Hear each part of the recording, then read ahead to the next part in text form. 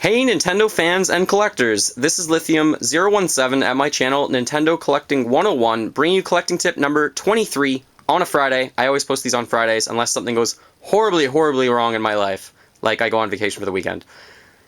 This tip is called Be Realistic.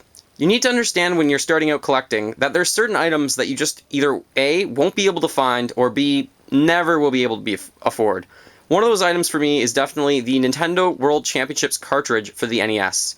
That cartridge sells for $20,000 if it's one of those 26 gold copies, and it sells for like $10,000 if it's one of the 90 gray cartridges. I'm never going to get them. There's no way I'm going to have that much money. I might become rich if I write a really good book. That would be hilarious.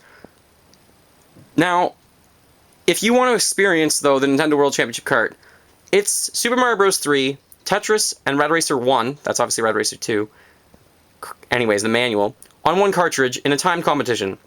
If you want to have some fun with friends, you can just put these games together and time yourselves and have your own Nintendo World Championships, which would be kind of neat. But it's all about the games. Yeah, it's a very rare variant, but it's not something that I really need. It's cool to have, it's neat to have. Then there's the Nintendo Campus Challenge from 1991, and that one has Super Mario Bros. 3, Pinbot, I believe, and Dr. Mario. So you can do the same thing with that. I think it was a 6-minute timed competition. So those are two items I am never going to get. I would love to get them one day, but I'm probably just never going to happen. Gotta get really rich. On the SNES, there's two very rare carts. Most collectors know about these. There's the Donkey Kong competition. That's just crazy expensive. With the box, it's like over $1,000. Then, if it's without the box, it's still like $600, $500, somewhere in that range. Crazy. There's the Star Fox Super Weekend, and that Super Weekend cart only goes for $300 or $400, sometimes more. I don't really need to pay that much money for those cartridges. It'd be nice to have them one day, but I have Donkey Kong Country, I have Star Fox, I can play them. It's all about the games, and that's enough, really. Why'd I get into collecting? For the games. Because it's awesome. Moving on to the Nintendo 64. I do have a copy that's not perfect of Clay Fighter Sculptor's Cut. There's a box and a manual for it that exists, but they're so incredibly rare, I will probably never see them, or maybe I'll get lucky and be able to get them. But the box itself, like $200, and the manual, maybe $350 for a manual. I already have the game, I can play it, that's really cool on its own. I'm happy to have it. For the Nintendo 64, there's a disc drive that's Japanese, and all the games for it are only Japanese. There's like 10 games for it or something. If I wanted the whole set, it's over $1,000, or roughly $1,000. That's just too expensive for me to pay that I'm never going to be able to play those games whatsoever. So I'm not really getting it anytime soon.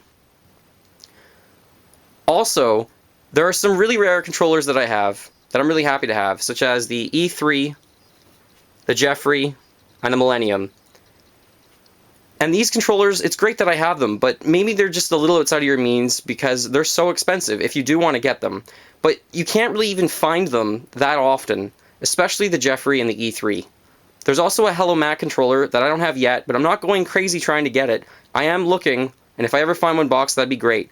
I found a Jeffrey, unboxed. I'm very pleased with that. If I can ever find the box one day, that'd be great. There's one more item I wanted to mention, and that's definitely the Nintendo Wii Gold. Yes, there's one gold console, and it was made for, guess who, the Queen of England. It's solid gold, at least in part. I'm not sure how many carats it has. My plan to get that, I'm going to call this the new Master Quest. Zelda, get out of the way.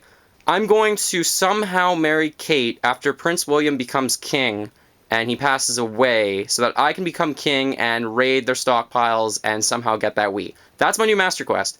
No, certain items are obviously completely unrealistic. I'll never be able to get them. So what you could do, though, for some rare items, you probably make your own wanted list of really rare items, and I keep aside maybe $300 for when a really rare item comes up that I really want. That way, I'm prepared when it does happen, when I finally find one of them. Your funds might be a little bit less, it might be a little bit more. Whatever you have, you should probably put a little bit of it aside, just in case you want to make one big purchase of a rare item, because passing up on them and kicking yourself later kind of always sucks. The other thing you can do is maybe just collect carts instead of collecting all the boxes and manuals. Boxes and manuals are very expensive, and they're not necessary. You can find most of the stuff online anyways if you want to look at it. You could play just the carts. I collect most of the boxes and manuals because I think it's cool and I can find them, but I'm not going crazy trying to find all of them. Yet. I might, though. Same with consoles, you could just buy them loose. The other thing you could do, if you don't want to collect for everything, because it's just overwhelming, is maybe just collect, only games made by Nintendo. Maybe only games made by Rareware. Or maybe games only made by Squaresoft, whatever developer you really like. So that's my collecting tip number 23. Be realistic, set aside some money in case you really want to buy a rare item, but you don't even know about it yet. Have a great day, everyone. Thank you for watching, and feel free to subscribe.